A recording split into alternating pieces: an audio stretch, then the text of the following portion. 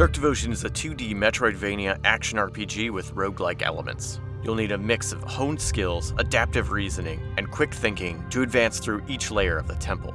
You play a Templar who forsakes her companions to best a mysterious temple and prove the strength of her faith. And you'll need faith because you use your faith at altars to gain temporary blessings, items, or to open alternate pathways. Once you die, you're sent back to the sanctuary and lose everything you spent your faith on. You also lose any consumable items you acquired in the temple, encouraging you to use them whenever possible. When returning to the sanctuary, you can spend experience on a variety of interchangeable and permanent upgrades. Most weapons and armor you find in the temple are lost when you die, but some you'll be able to equip at the sanctuary before delving again.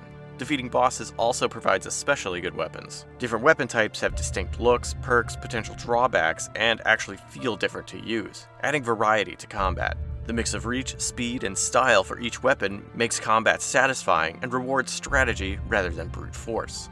Enemies have a variety of methods for gutting you that you'll need to learn in order to survive. They can surprise you by doing things such as changing their attack pattern or utilizing spacing. There's a good variety of bosses, and each have unique quirks and fighting styles you'll need to understand in order to progress. While normal enemy designs are distinct, the massive sprites of the bosses are intimidating and memorable.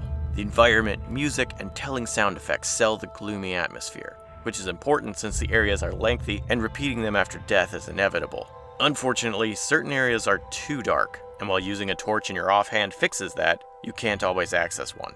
I ran into some glitches, including dialogue prompts without text, items appearing in the floor, unequipped weapons appearing equipped, and exiting what should have been a confined area. However, none of them caused any significant problems. The real problems came from design choices and mishaps. Dark Devotion suffers from chronic under-explanation. External buffs and debuffs seem random. The function of altars is unclear. Some attacks are unblockable but have no indicators. Quests are vague and lack important details for completing them. In addition, the rate you find weapons and armor, both permanent and temporary, is fine in a few places but horrible in most. On top of all of that, the story is inaccessible. The opening is cryptic, and the in-game text from letters and NPC dialogue are not any easier to understand.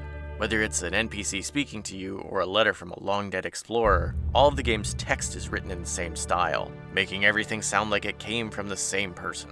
While I believe there's a sensible story in there, I couldn't tell you much about it. Dark Devotion has a lot of little flaws that tarnish the game as a whole. However, it is a passion-filled game that has at least one good idea to counterbalance each misstep. It's far from perfect, but after 20 hours and still not finding every boss, there's enough to recommend for people looking for a challenging, combat-focused Metroidvania game.